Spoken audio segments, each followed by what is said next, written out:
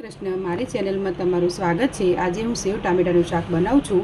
એની recipe તમારી સાથે share કરું છું। એ કેવી રીતે બનાવું એ બતાવું। એક નંગ લીલું મરચું લીધું છે, જે મેં ઝીણું કાપી લીધું છે, અને 7 થી 8 લસણની કળી લીધી છે, જે મેં ખાણીમાં ખાંડી નાખી છે, અને મીઠાના લીમડાના પાન લીધા છે, અને 4 નંગ ટામેટાં લીધા છે, જે મેં ઝીણા સુધારી લીધા છે, અને 1 વાટકો ભરીને રતલામી સેવ લીધી છે। હવે આપણે ચાલુ કરીએ સેવ ટામેટાનું શાક બનાવવાનું।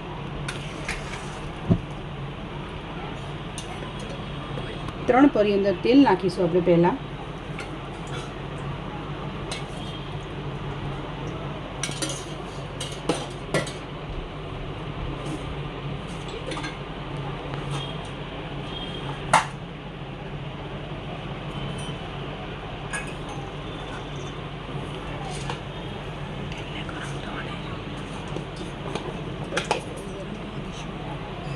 આપણે તેલને થોડું ગરમ થવા દઈશું।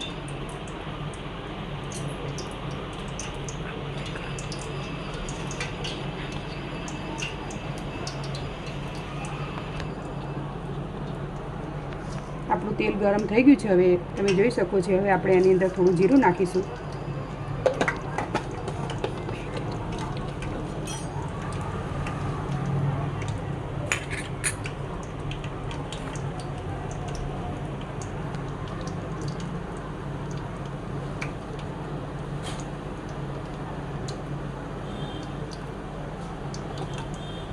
આપણું જીરું બરાબર સંતળાઈ જાય એટલે આપણે એની અંદર લીલા મરચાં નાખીશું, થોડું લસણ નાખીશું, અને જે મીઠો લીમડો હોય એ પણ નાખી દઈશું અંદર। એને થોડું બરાબર મિક્સ કરી લઈશું।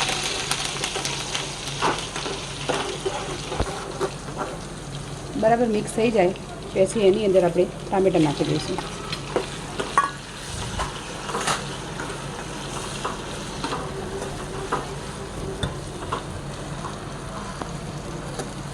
હવે ટામેટાને આપણે થોડી વાર ચડવા દઈશું।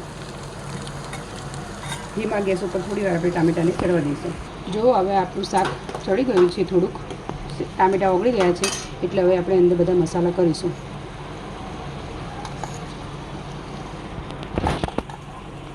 ત્રણ ચમચી અંદર મરચું નાખશું, 1 ચમચી ધાણા જીરું નાખશું, અડધી ચમચી હળદર નાખશું,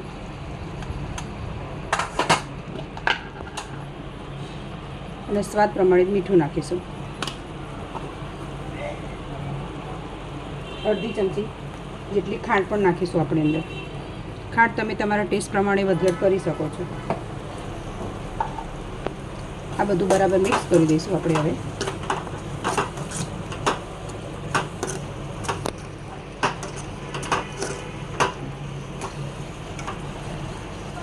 હવે આપણે એને થોડી વાર ચડવા દઈશું। આપણા બરાબર બધા મસાલાઓ ચડી ગયા છે। હવે આપણે એની અંદર 1 ગ્લાસ પાણી નાખશું।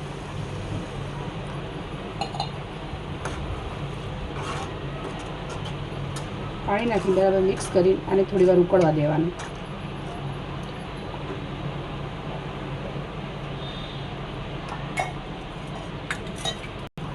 તમે જોઈ શકો છો આપણું શાક હવે ઉકળી ગયું છે। હવે એની અંદર આપણે સેવ નાખી દઈશું। સેવ નાખીને બરાબર મિક્સ કરવાનું અંદર।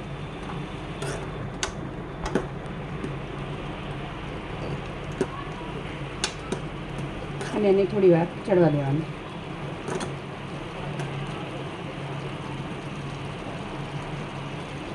તમે જોઈ શકો છો આપણું શાક સરસ મસ્ત ચડી ગયું છે।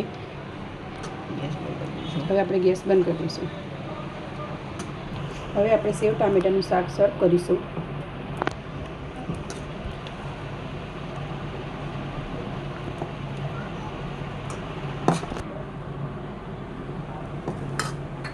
હવે એની અંદર આપણે થોડા ધાણા નાખી દઈશું। હવે આપણે થોડી ડુંગળી મૂકીશું સાઈડમાં। ડુંગળીની અંદર મેં મરચું અને થોડું મીઠું નાખ્યું છે, જે તમે તમારા સ્વાદ પ્રમાણે થોડું વધઘટ કરી શકો છો। હવે આપણે જોડે ભાખરી મૂકીશું, અને છાશ છે જોડે। તમે જોઈ શકો છો આપણી ડીશ તૈયાર છે। હવે તમે ઘરે બનાવો, તમે કેટલી સુંદર લાગે છે। જય શ્રી કૃષ્ણ. ફરી મળીએ બીજા વિડીયોમાં. મારી ચેનલને લાઇક, શેર અને સબસ્ક્રાઈબ કરજો.